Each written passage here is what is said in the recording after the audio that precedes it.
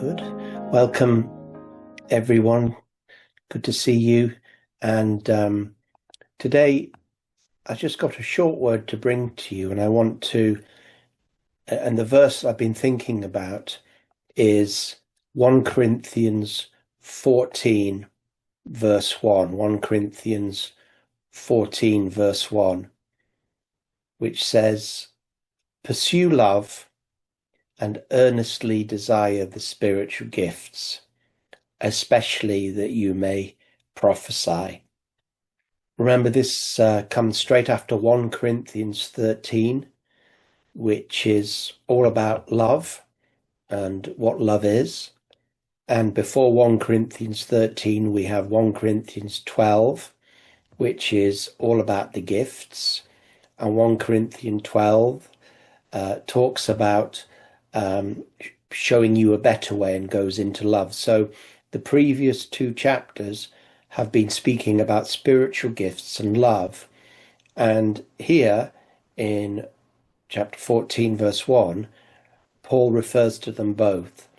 And in his reference to them both, he's asking us to pursue, to be energetic, not to be passive. It's pursue love.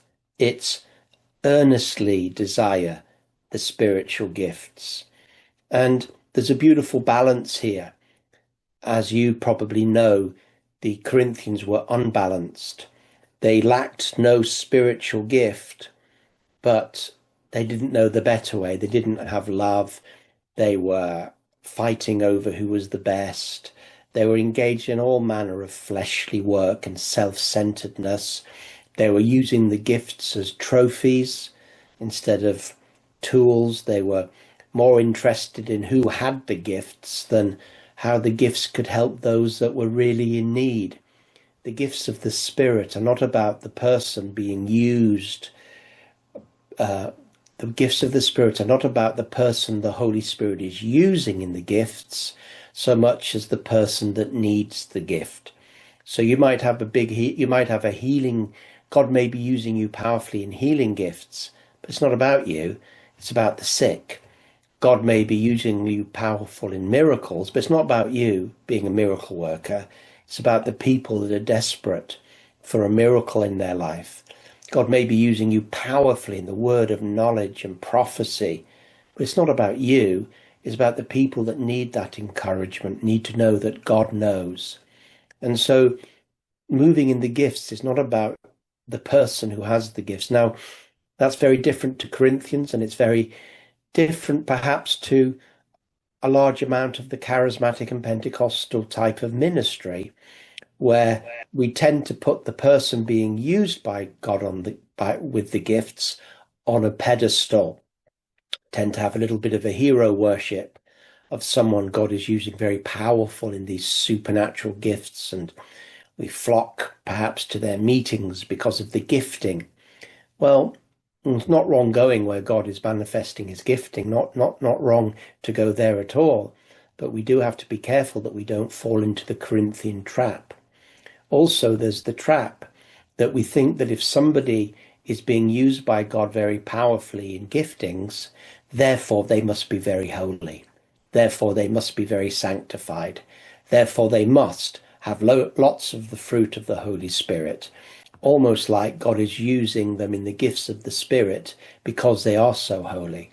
And that's being reinforced actually over decades by very powerfully gifted by God charismatic leaders talking about paying a price that nobody else has paid for in order to move in their gift.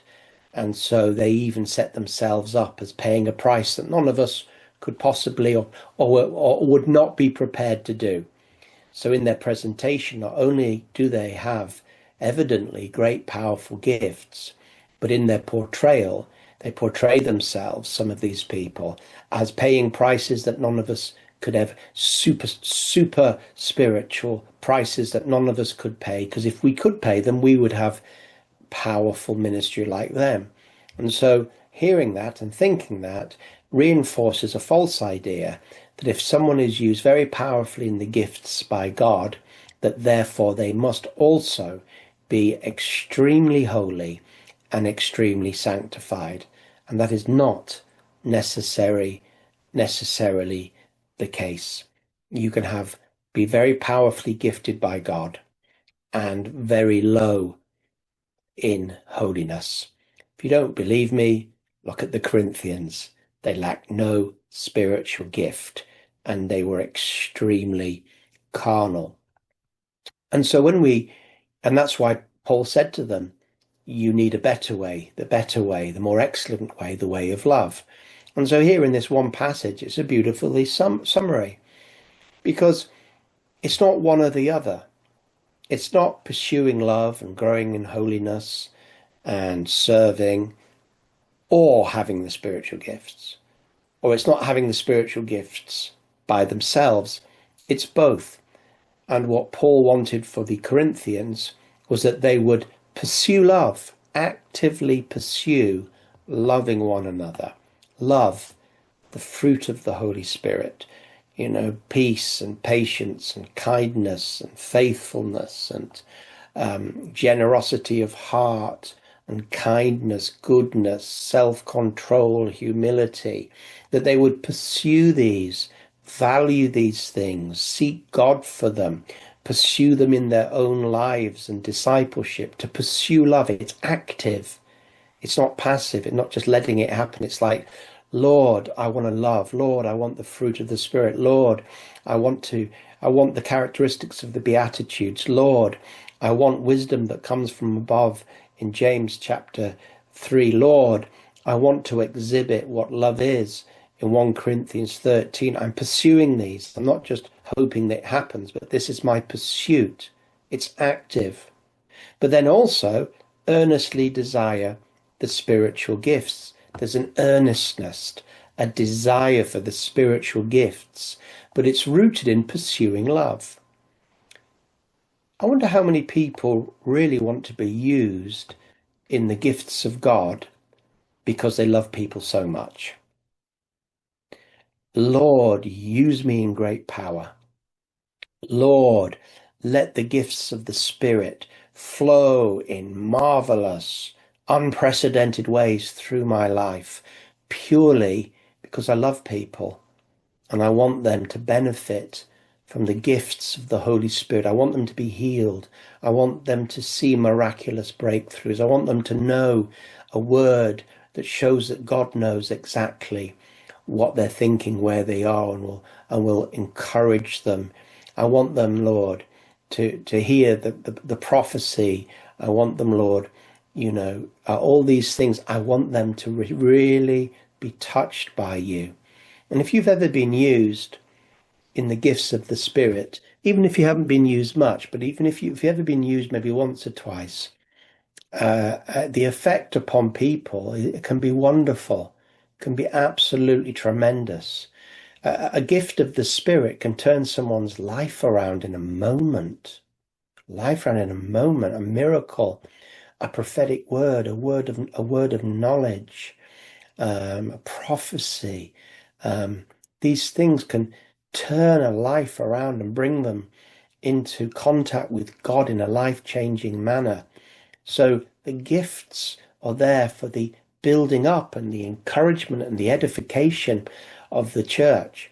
And if you really, really pursue love, you're going to want to earnestly desire the gifts for all the right reasons. The Corinthians wanted the gifts for all the wrong reasons. They wanted to build their own personal reputation. They wanted to build their own personal ministries. They wanted to be exalted. They wanted these trophies, and that's what they wanted. And God still used them because God's eye is on the person that needs the gifts, even more than the person that is being used in the gifts. That's why sometimes in church history and in personal history, we may have come across people God used in the gifts that are actually quite unpleasant people, don't actually care about the people that are receiving their gifts. They're more concerned about their platform, their ministry. So why is God still using them? Is God still using them? Does that mean that that because God is using them, that therefore he condones all their attitudes, their meanness, their attitudes, does he condone those even though he's using them? No. We have to remember that God is focusing on the person that needs healing. And if he uses you in the healing ministry, it doesn't necessarily mean that he approves of your lifestyle. He's thinking about the person that it needs healing. It doesn't necessarily mean that he approves of your lifestyle. So that's why we don't just earnestly desire the spiritual gifts, because if you earnestly desire the spiritual gifts, it may be that God will use you in the spiritual gifts, because there's not that many people that earnestly desire them. He may use you in the spiritual gifts, but if you're not pursuing love, as Paul said, I can have all knowledge, I can have all faith, but if I don't have love, what does it profit me? Not what does it profit others, but what does it profit me? So there will be people who have moved very powerfully in faith and the gifts of faith, etc., move very powerfully, and lots of people will have been benefited by the gifts of the Holy Spirit, because they come from the Holy Spirit, not this person, through them, but when they get to heaven, it won't profit them at all. They'll say, Lord, look at all the people I healed. Lord, look at all the prophecies. Look at all the changed lives. Look at all these things. And God will say, yes, look at them all. I did them. But it doesn't profit you anything, because you were a rotten Christian and had rotten character, and you didn't love. You didn't pursue love. So although many benefited through your ministry because of me, you yourself have not benefited, because in the end, what benefits us is to love. So this is a wonderful thing. Pursue love, and you will, Pursue love, and you will root the gifts. Root the gifts. Pursue love, and you will stabilize a life to be used powerfully in the gifts. If we don't pursue love, then gifts will probably mess us up. We won't be able to handle gifts of power. It'll go to our heads. We'll think we're better than other people. We might use the gifts for self-gain rather than others. Without love, it's very dangerous to be used powerfully in the gifts of God. We are unstable and unrooted and liable for a great fall. Sometimes we can't understand why such famous and gifted preachers or ministers suddenly fall into terrible sin. And we think, how could they possibly do that? They were given such gifts in building church or whatever it might be, such gifts. And then look what happened to them. And everybody stumbled, and rightly so. And some are very stumbled because they equate gifting with holiness, so they don't know what to do now, because somebody who has great gifts was not holy, therefore can they ever trust gifts again? No, you trust the gift giver.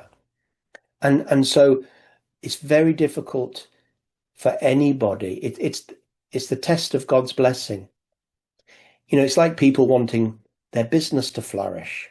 Well, you better make sure that you're rooted in God, because if your business flourishes and the hundreds and thousands or millions of pounds start flowing in, will you be able to handle that kind of financial power in a godly way?